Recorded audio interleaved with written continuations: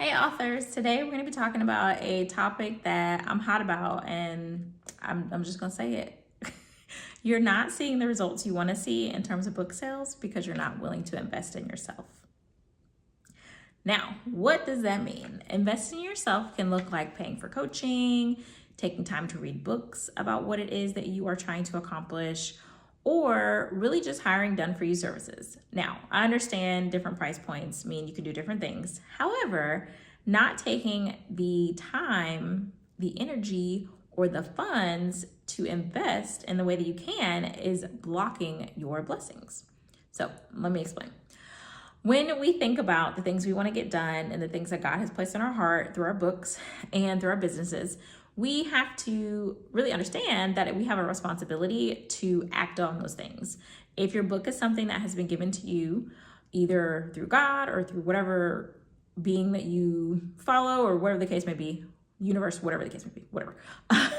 Regardless of where it comes from, if you feel like you have a book in your heart and you need to get it out, and you are spending all this time on YouTube University trying to piece together things, or you are reading 15 blog posts to be able to get that thing done, whether it be your editing, your marketing, your publishing, whatever the case may be, then are you really being a good steward of that gift? Now, I'm not saying that you have to always invest money. Sometimes you have to invest time when you don't have the money.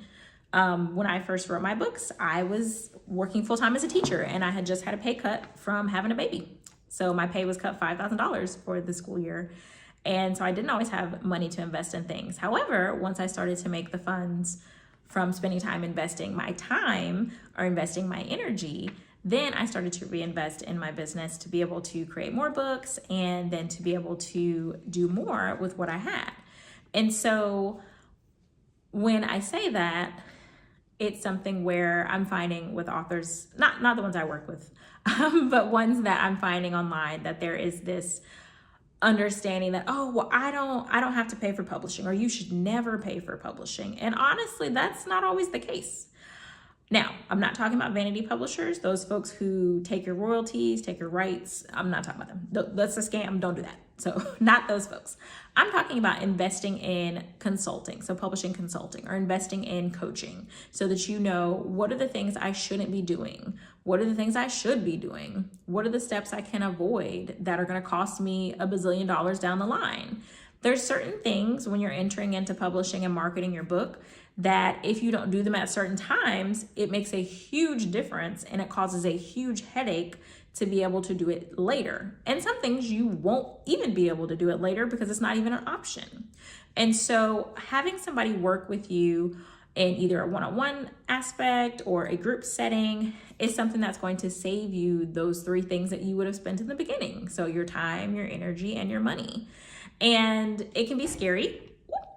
Sorry. It can be scary to think about investing those things, but at the end of the day, you're actually saving those because you are taking the opportunity to learn from someone who has been there before, someone who understands what are the pitfalls and what are going to be the things that really propel you forward. And so just to give an example, I had a client who, she didn't come to me for publishing. We didn't know each other at that point, but she had been working on her book for 3 years and was running into the same problem over and over and over again because she had gotten bad publishing advice.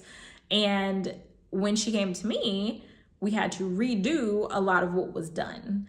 And so it ended up costing her more money because she had sought out, and no fault of her own, she just didn't know, she had sought out bad advice that ended up almost quadrupling the price of what she had done previously. And had she had that guidance, that coaching, that support, and not tried to do all of the things by herself, then it means that her book would have been published much farther in advance. She would have been able to be getting royalties from that book much farther in advance. And then also she wouldn't have had to have the headache that happened with trying to fix the things that were an issue.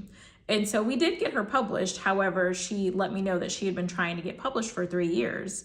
And it wasn't that it was her holding the process up, it was other people she was working with that didn't know what they were doing.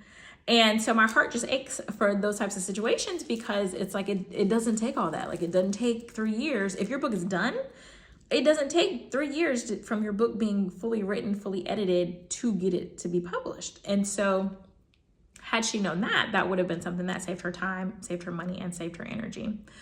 As well, I also work with a lot of authors that have that are neurodivergent, or that might be adults with disabilities, or that are entrepreneurs who are just busy, and they're business owners, they're busy, they have a lot going on, and they might not want to do those steps for themselves, or they might not want to have the time, or they might not want to devote the time to those things. And so going back to the whole people say you should never pay for publishing. Sometimes you do need to pay for publishing, because sometimes if you wait on doing it yourself, it's never going to get done. And if you think about that task around the house, like, oh, I'm going to clean the gutters, or I'm going to fix this thing, or I'm going to make sure I fix that.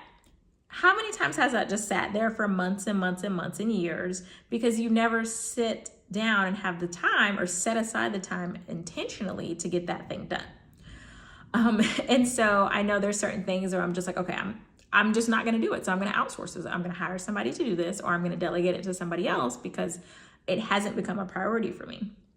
And so when you are thinking about your publishing and your marketing of your book, you really want to consider, how can I prioritize this, whether or not it's me physically doing it, but so that it still gets done. And oftentimes we think, okay, well, I have to be the one that's doing all the steps. And honestly, we're not always the best ones to do all the steps. And I'm speaking from experience. There's times where I have to delegate to my personal or my virtual assistant and say, okay, can you do this thing? Because if I do it, I'm either going to forget one of the steps, or I'm not going to prioritize it because I have other things on my plate. And it's not a judgment. It's not anything. It's a holier than thou situation. It's just, okay, let's think about what exactly is important to me. What am I focused on here? And where can I get some help on some other things? And it's one of those things where we are okay getting help with food. So we'll order out, we'll get delivery. We might have lawn care. We go to the salon to get our hair done. But when it comes to publishing and marketing your book, then it's a thing of, oh, I can do it myself. I mean, you can if you spend the time and energy doing it, but is that always going to be the best result? And do you have enough time to make it the best? So if you're going to spend that time, really consider, do I have time to learn how to do this through coaching? And do I have time to learn how to do this by reading multiple books, by taking trainings, by taking courses? And if so, then yes, okay, that's the best option for you. But really judge and be honest with yourself and decide, is that something that makes the most sense? Because I have had clients who said, okay, well, I'm going to get the course and I'll do it on my own. And they come back and they're like, okay, well, actually, I'm not going to do it on my own. Let's go ahead and do the done for you option. Or they need the coaching to walk alongside with them. And that's totally fine. Whatever gets it done at the end of the day is what gets it done. So I want you to really take some time to self-reflect and think about, are you giving your book the best opportunity to succeed by trying to DIY everything yourself and by not getting that support and the help that you need? And if you realize, hey, okay, well, maybe I need to get it together and get some support, whether it's through coaching, consulting, or done for you services, then we definitely have options for you to be able to get that book out there, as authors like to say, to be able to be the expert in your space to generate leads for your business. And so if this is an option for you, go ahead and click the link in the description for this video. And let me know in the comments if you are team DIY or team DFY, meaning do it yourself or done for you.